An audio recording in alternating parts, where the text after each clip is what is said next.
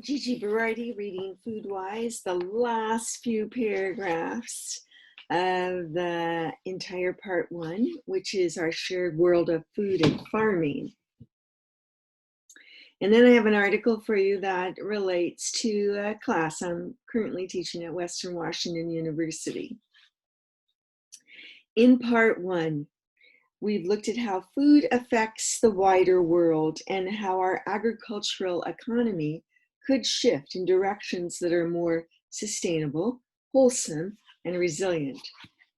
What we haven't talked much about, though, is food's effect on our own personal worlds, specifically what food does to our bodies.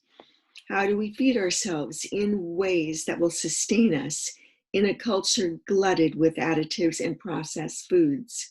Why is it worth the time, effort, and expense to follow a more whole food diet when so many cheap processed snacks, even organic ones, fill supermarket shelves? Maybe you can already answer these questions for yourself. Still, even with the ability to pay, we don't always make the food choices we know we should. The reasons for this I will discuss in the next section. So the article talks about nature conservancies in East Africa, where there exists tension, long-standing tension, in large part due to structural and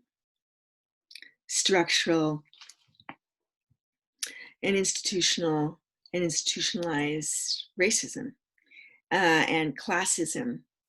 But anyway, between wildlife conservation, among wildlife conservationists, if you will, and those actively involved in protection, and communities.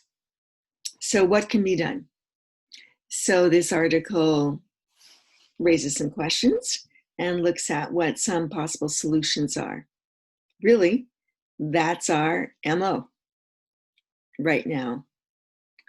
Look at the problems, make some suggestions for possible solutions. But really, the way forward is pretty clear. Last night, I mentioned two articles, one of which was looking at cases among young people of COVID, and the other article talking about resurgence of cases. And really, it's a very simple question of trying to plan for incidence of disease and test for that incidence, which is something we really didn't have control of during the early stages of infection, but we do now, and resources for care of COVID patients. And that's an equation that doesn't look good in the states where coronavirus infection cases are fast increasing.